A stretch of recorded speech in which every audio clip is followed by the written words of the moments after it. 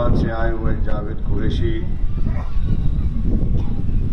अब्दुल रशीद जी, जिन्होंने सपोर्ट दिया उनके लिए शुक्रिया। आसिम नजीर जी, दोस्तों और भाइयों,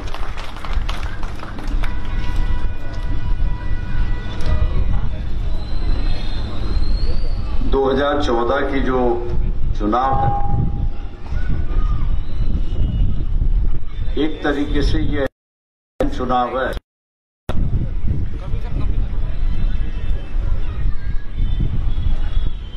कई सवाल है कि जिसको नतीजे पे ले जाना है। किसान है वो अपनी मांग मांग रहा है,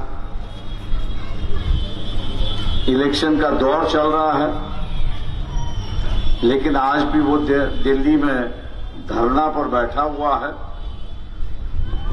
और वो अपनी मांग मांग रहा है कि ये जो आप मिनिमम सपोर्ट प्राइस जाहिर करते हो हर साल, उसको अमल करने के लिए कोई कानून नहीं,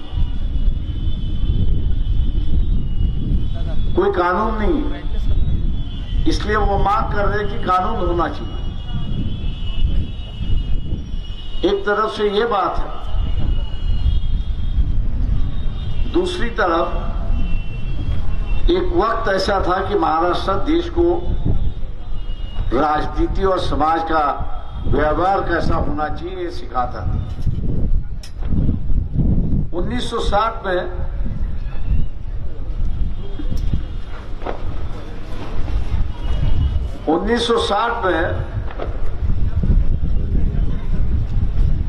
यशवंतराव चौहान जो मुख्यमंत्री थे, उन्होंने इन्हीं किसानों को बचाने के लिए ये जो बाजार समिति हम लोग देते हैं, तालुका पर बाजार समिति देखते हैं, ये बाजार समिति का गठन किया कानूनी तौर से किया और उससे ये कहा कि किसानों का जो माल है ये बाजार समिति में बेचा जाएगा, उसके खेतों पे नहीं बेचा जाएगा। और एक तरह किसानों को राहत मिली। आज मोदी जो नया कानून बना रहे, मोदी जी जो नया कानून बनाना चाह रहे, वो यही है कि किसानों का माल जो है वो खेतों पर खरीदा जाएगा, बाजारों में नहीं खरीदा जाएगा। और दिल्ली में बैठा हुआ किसान ये कह रहा है कि मैं व्यापारियों के साथ लड़ नहीं सकता हूं, व्यापारियों के साथ मैं लड़ नहीं सकता हूं। जो मंडियां बनी है उस मंडियों को बरकरार रखो, उसको तोड़ मत दो, ये उसकी मांग। ये एक तरफ की लड़ाई है। दूसरी तरफ जो है वो मुस्लिम समाज की लड़ाई है। एनआरसी की है, सीए की है, उनकी हिफाजत की लड़ाई है। मैं उम्मीद कर रहा था कि कांग्रेस हमसे ना समझौता करे, कोई बात नहीं, लेकिन कांग्रेस पार्टी इतना तो कर सकती है कि कुछ सीटें मुस्लिम समुदाय को दे दे। लेकिन चाहे राजस्थान हो और जगह हो, कांग्रेस वो सीटें दे नहीं पाई। डॉक्टर दातकर जैसे व्यक्ति है कि जिनमें गुस्सा, और वो गुस्सा ये है कि सेक्युलर कांग्रेस जो है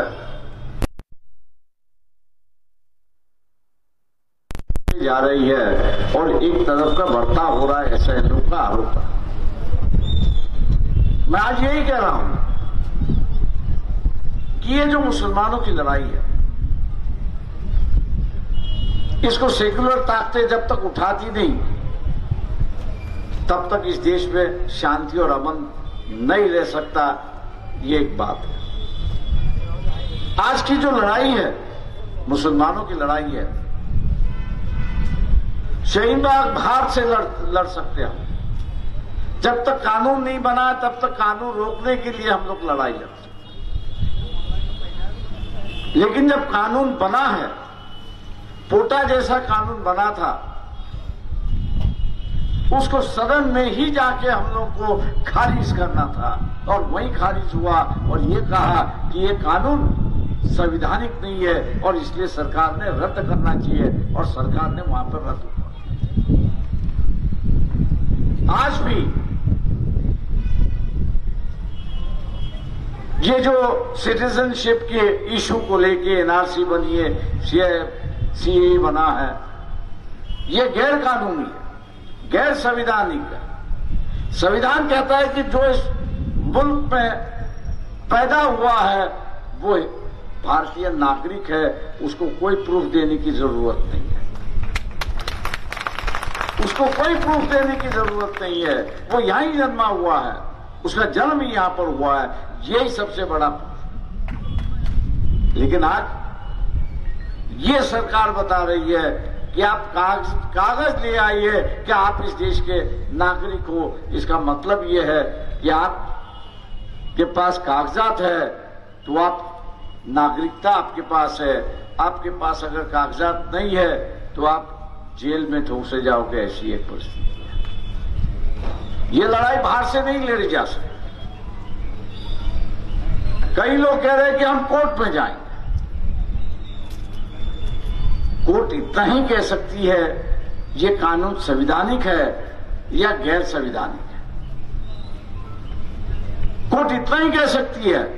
लेकिन इसको अगर खारिज करना है तो पार्लियामेंट ही खारिज कर सकती है और दूसरी ताकतें नहीं खरीद सकती, खारिज उसको नहीं कर सकती। अगर खारिज करना है तो किसी ने तो भी जाके हाउस के अंदर आवाज उठाना जरूरी है। आवाज उठाना जरूरी है। एक दफे आवाज उठ गया तो कारवां बनता है और एक दफे कारवां बनता है तो कानून वैसे ही गिर जाते हैं, ढल जाते हैं और उसको खारिज किया जाता है।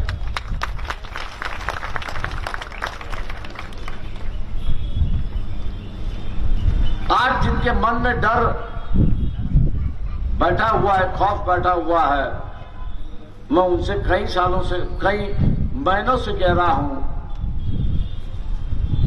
कि अंदर से लोग बदलाव चाहते हैं। अपनी बात खुल के नहीं कह रहे। एक बात की मैं आपको एहसास दूं, 17 लाख हिंदू परिवार, अब एक परिवार में कम से कम 4 आदमी तो होंगे। 17 लाख हिंदू परिवार सरकार कह रही है, लेकिन साउथ अफ्रीका में जो कमीशन बैठा हुआ है, इंटरनेशनल कमीशन बैठा हुआ है जो इमिग्रेशन को देखता है, उसके मुताबिक 24 लाख हिंदू परिवार 2014 से माइग्रेट हो चुके हैं, नागरिकता छोड़ के माइग्रेट हो चुके हैं और हर किसी की संपत्ति जो है वो 50 करोड़ से कम नहीं है। ऐसी एक परिस्थिति है। मुसलमान अपनी आवाज तो उठा सकता है, अपनी दर्द भरी कहानी लोगों को सुना सकता है, लेकिन ये जो 17 लाख परिवार जो है, सरकार के आंकड़ों से मैं जा रहा हूं, 17 लाख परिवार हिंदुओं का परिवार जिसको आवाज उठाने के लिए कोई जगह नहीं, कोई प्लेटफॉर्म नहीं, हमारे सिवा पार्टी कोई कहे उसको कहने के लिए तैयार नहीं।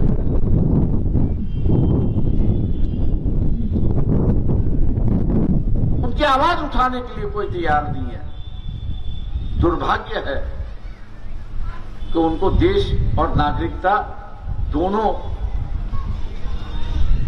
छोड़ के दूसरे जगह जाना होगा। अब उनका दर्द क्या होगा? और मैं यही कहा पर यहां के सेकुलर पार्टी वालों से कह रहा था, ये 17 लाख अगर फैमिलीज है, ये परिवार है, तो आप मान लीजिए इनके रिश्तेदार कितने, क्या ये रिश्तेदार बर्दाश्त करेंगे? क्या ये रिश्तेदार दोबारा इनको ले आएंगे? मैं इन पार्टियों से यही कह रहा था कि हमको एक नई शक्ल दिखाना जरूरी, एकता दिखाना जरूरी है और एकता ऐसे संगठनों की दिखाना जरूरी है कि जो कभी बीजेपी के साथ समझौता नहीं कर बैठे। साफ है, सुथरी है, बीजेपी के साथ लड़ने के लिए तैयार है, मोदी जी के सरकार लड़ने के लिए तैयार है। ऐसे लोगों की अगर शक्ल हम लोग बताएंगे तो मैं ये समझता हूं कि ये 17 लाख परिवार और उनके जो रिश्तेदार हैं वो आपके साथ खड़े होकर इस सरकार को बदलने की कोशिश करेंगे और आपको भी बदल देंगे। एक बदलाव हम लोग को यहां पर दिखता है। पहले अमेरिका से संदेश आता था कि बीजेपी को जिताओ, ये ऐसा कर रही है, वैसा कर रही है, इनको और एक मौका। ये लेकिन जैसे ही ये 17 लाख परिवार इस देश से बाहर चले गए, विदेश वाले जो इनको सपोर्ट कर रहे थे आज वही कह रहे हैं भैया इसको रोको वरना देश की हालत और बुरी होगी, देश की हालत और बुरी हो जाएगी ऐसी एक परिस्थिति। वो ये अभी बता रहे हैं कि मोदी जी जब 2014 में आए तो देश पर कर्जा 26 रुपए का था। आप जब कुर्सी छोड़ने जा रहे हैं तो देश का कर्जा जो है वो 100 रुपए में से 84 रुपया हो चुका है और 2026 में जो है वो 96 रुपीज होने जा रहा है। ये तो ले डूब रहा है देश को और इसलिए वहां से अब संदेश आ रहा है कि भैया इनको गिरा दो, ऐसी एक परिस्थिति है। और इसलिए कल के फेज में देखा होगा कि 50% भी वोटिंग नहीं हुआ, ऐसी एक परिस्थिति। जो लोग आस लगा के बैठे थे कि ये सरकार बदलाव लाएगी, ये उम्मीद लेके बैठे थे कि एक नया दौर शुरुआत हुआ, उनका निराश हुआ है। वो आज वोटिंग को नहीं जा रहे। इसका मतलब ये हुआ कि हम लोग जो है, जो सेक्युलरवादी है, उन पे एक जिम्मेदारी है कि हम लोग 100% वोटिंग करें, तब जाके यहाँ की बदलाव की एक लहर यहाँ पे शुरू हुई। ये बदलाव की लहर वहां पे शुरुआत हुई। अब सरकार के ही लोग बाहर आ रहे और आगाह कर रहे हैं। मैं हमेशा एक वीडियो की हमेशा जिक्र कर रहा हूं, पिछले 4-5 दिनों से उसकी जिक्र कर रहा हूं। पता नहीं आप लोगों ने उसे सुना होगा, देखा होगा। निर्मला सीतारामन के पति जो है परकला प्रभाकरन, उनकी एक 5 दिन पहले की एक वीडियो है। मैं हर मतदार से ये कहूंगा कि आप उसको पहले देखिए, आप उसको पहले देखिए, उसके बाद में तय करिए कि आपको बीजेपी को वोट देना है। बाद में तय करिए आपको भी बीजेपी को वोट देना है का। वो 3 बातें उस इंटरव्यू में कह रहे हैं। पहली बात उन्होंने ये कहा कि डेमोक्रेसी जो है, संविधान जो है, वो 2019 तक खत्म हो जाए। अगर इनको दोबारा आपने चुन के दिया तो संविधान और डेमोक्रेसी दोनों खत्म हो जाएगी। दूसरी बात उन्होंने जो कही कि मुख्यमंत्री होते समय गोदरा हुआ,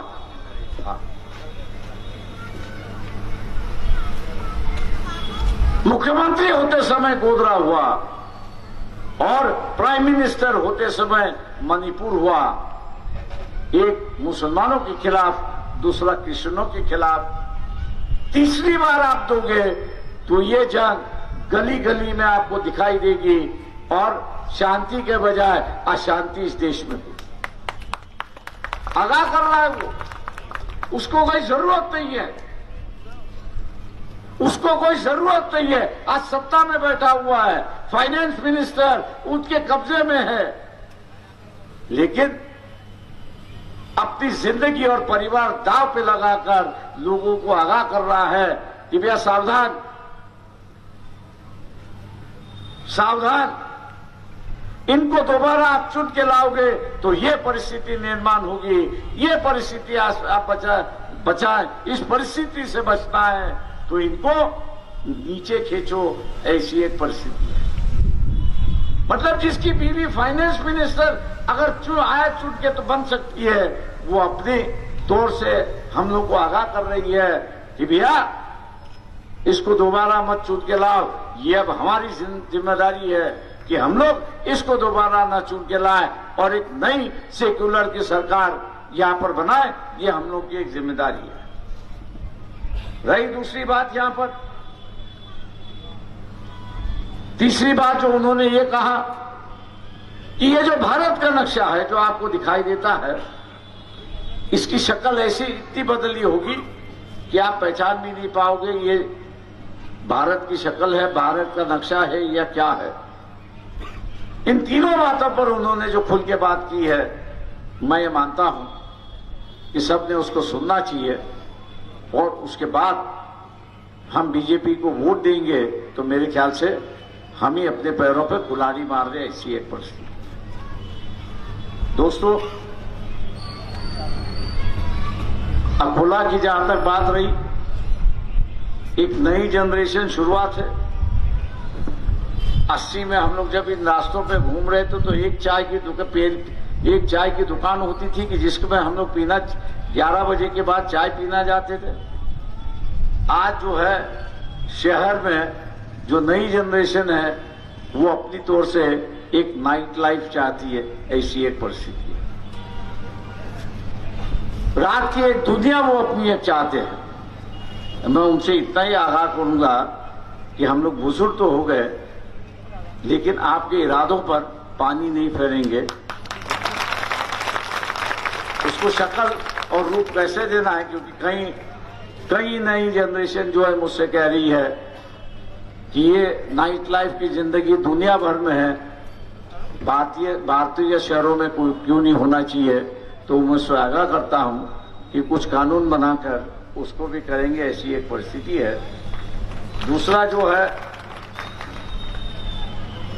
अकोला एक ऐसा शहर रहा है जहां तक मैं जानता हूं, अभी नहीं है, लेकिन फुटबॉल और हॉकी की टीम में, नेशनल टीम में यहां पर प्लेयर्स होते थे। पिछले 10 सालों से नहीं है। उसकी वजह यह है कि जिस क्वालिटी का स्पोर्ट्स का स्टेडियम चाहिए या एस्ट्रोटर्फ चाहिए, ये दोनों भी नहीं है। विद्यार्थियों की मांग थी, मेरे ख्याल से इसका भी हम लोग पूर्तता करने की कोशिश करेंगे। और रही बात यहाँ पर जो हॉकर्स है कि जिनकी मांग है कि पुलिस हमको तरसती है, तो बात करते हुए उसका भी एक रास्ता निकालेंगे। 10 बजने आए हैं। मैं आपसे यही विनती करता हूं कि ये लड़ाई पार्लियामेंट के अंदर की लड़ाई है। कई लोगों ने जिक्र किया कि औरंगजेब के मजहर पर जाके चादर चढ़ा के दंगों का माहौल हम लोग ने 2 या 3 घंटे में हम लोग ने खत्म करवा दिया। ये बात सही है कि आरएसएस को हम लोग जो है वो अपने आंग पे ले सकते हैं, उनको कुछ बातें हम लोग समझा सकते हैं, रास्ते की लड़ाई हम लोग जीत सकते हैं, लेकिन सदन की लड़ाई अगर जीतनी है तो सदन में जाना जरूरी है और वहीं जाके हम लोग जीत सकते हैं। आपके वोट से ये सदन में मैं पहुंच सकता हूं और वहां की लड़ाई आपके लिए लड़ सकता हूं। इसलिए ऐलान करता हूं, गुजारिश करता हूं कि प्रेशर कुकर के सामने का बटन 26 को दबाकर आप भारी वोटों से जिताएंगे और अंदर। देशात घडणाऱ्या महत्त्वाच्या बातम्यांसाठी भारताचे लोक या यूट्यूब चॅनलला सबस्क्राईब करा। जास्तीत जास्त लोकांपर्यंत या बातम्या शेअर करा। धन्यवाद।